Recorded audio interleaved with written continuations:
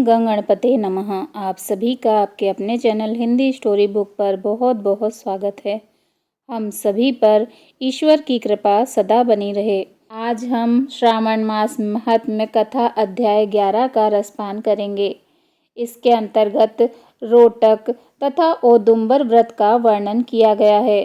तो आइए मन, वचन और कर्म से पवित्र होकर भगवान भोलेनाथ जी का स्मरण करें और श्रावण मास की इस पावन कथा का श्रवण करें और प्रभु की कृपा का अनुभव प्राप्त करें।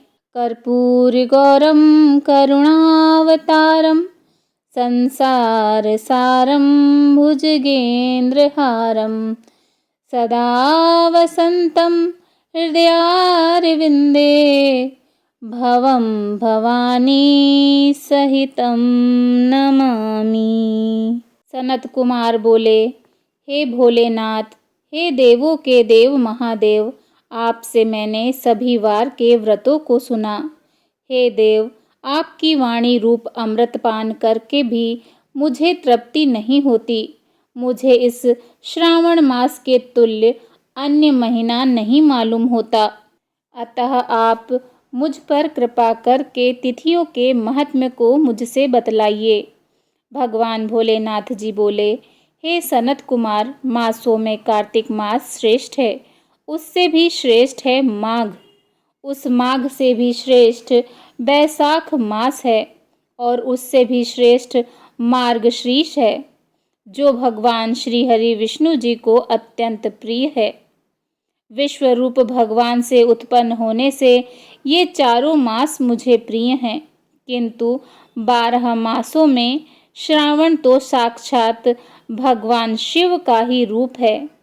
हे सनत कुमार, श्रावण मास में सभी तिथियां व्रत से युक्त होती हैं, फिर भी मैं उनमें से प्रधान रूप में कुछ उत्तम तिथियों को आपको बता रहा हूँ। सर्वप्रथम मैं तिथि तथा वार से मिश्रित व्रत आपको बताता हूँ। सावन के महीने में जब प्रतिपदा तिथि में सोमवार हो तो उस महीने में 5 सोमवार पड़ते हैं। उस मास में मनुष्य को रोटक नामक व्रत करना चाहिए। यह रोटक नामक व्रत 3.5 महीने का भी होता है। यह लक्ष्मी की वृद्धि करने वाला तथा सभी मनोकामनाओं को पूर्ण करने वाला, सभी मनोरथों को सिद्ध करने वाला है। हे मुने, मैं उसका विधान आपसे बताता हूँ, आप ध्यान पूर्वक सुनिए। श्रावण मास के शुक्ल पक्ष में प्रतिपदा तिथि को जब सोमवार हो, तब विद्वान मनुष्य प्रातःकाल यह संकल्प करें, मैं आज से आरंभ करके रोटक व्रत करूँगा। हे सुरश्रेष्ठ, हे जगत गुरु, मुझ पर कृपा कीजिए। उसके बाद अखंडित बिल्वपत्र, तुलसी दल, नीलोत्पल, कमल पुष्प, कहलार के पुष्प, चंपा तथा मालती के पुष्प, गोविंद के पुष्प, आक के पुष्प तथा उस ऋतु काल में होने वाले नाना प्रकार के सुंदर पुष्पों, फलों तथा धूप दीप नैवेद्य से भगवान महादेव की प्रतिदिन पूजा करनी चाहिए। विशेष रूप से रोटकों का प्रधान नैवेद्य अर्पित करना चाहिए। पुरुष के आहार प्रमाण के समान 5 रोटक बनाने चाहिए। बुद्धिमान को चाहिए कि उनमें से 2 रोटक ब्राह्मणों को दे, 2 रोटक स्वयं भोजन करे और 1 रोटक देवता को नैवेद्य के रूप में अर्पित करे। बुद्धिमान को चाहिए कि शेष पूजा करने के अनंतर अर्घ्य प्रदान करे। केला, नारियल, जंबीरी, नींबू, बीज पूरक, खजूर, ककड़ी, दाख, नारंगी, बिजोरा नींबू, अखरोट, अनार तथा अन्य जो भी उस ऋतुकाल में होने वाला फल हो, वे सब अर्घ्य दान में प्रशस्त हैं। हे मुनि श्रेष्ठ, अब उस अर्घ्य दान का फल सुनिए। 7 समुंदर सहित पृथ्वी का दान करके मनुष्य को जो फल प्राप्त होता है, वही फल विधान पूर्वक इस व्रत को करने से प्राप्त होता है। विपुल धन की इच्छा रखने वाले मनुष्य को यह व्रत 5 वर्षों तक करना चाहिए। इसके बाद रोटक नामक व्रत का उद्यापन कर देना चाहिए। उद्यापन कृत्य के लिए सोने तथा चांदी के 2 रोटक बनवाने चाहिए। प्रथम दिन अधिवासन करके प्रातःकाल भगवान भोलेनाथ जी के मंत्रों के द्वारा घृत तथा उत्तम बिल्व पत्रों से हवन करना चाहिए। हे मुनि श्रेष्ठ, इस विधि से व्रत के संपन्न किए जाने पर मनुष्य सभी वांछित फलों को प्राप्त कर लेता है। हे सनत कुमार, अब मैं द्वितीया के शुभ व्रत का वर्णन करता हूँ, जिसे आप एकाग्र भाव से सुनिए। जिसे श्रद्धा पूर्वक करके मनुष्य लक्ष्मीवान तथा पुत्रवान हो जाता है। औदुंबर नामक यह व्रत सभी पापों को नष्ट करने वाला है। शुभ श्रावण मास आने पर द्वितीया तिथि को प्रातःकाल संकल्प करके मनुष्य को विधि पूर्वक यह व्रत करना चाहिए। इस व्रत को करने वाला स्त्री हो या पुरुष, वह सभी संपदाओं का पात्र हो जाता है। इस व्रत में प्रत्यक्ष गूलर के वृक्ष की पूजा करनी चाहिए, किंतु गूलर वृक्ष न मिलने पर दीवार पर वृक्ष का आकार बनाकर इन 4 नाम मंत्रों से उनकी पूजा करनी चाहिए।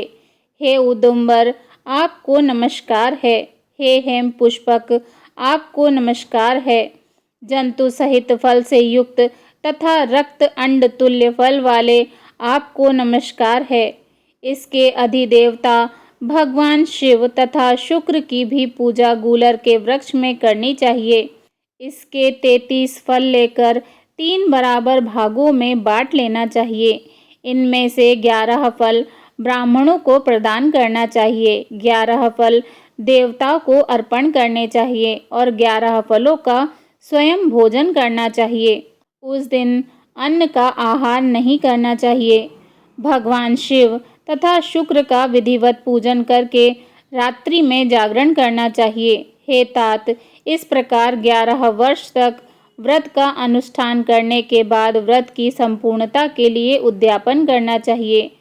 सुवर्णमय फल, पुष्प तथा पात्र सहित एक गूलर का वृक्ष बनाएं और भगवान शिव तथा शुक्र की प्रतिमा का पूजन करें। उसके बाद प्रातःकाल होम करें।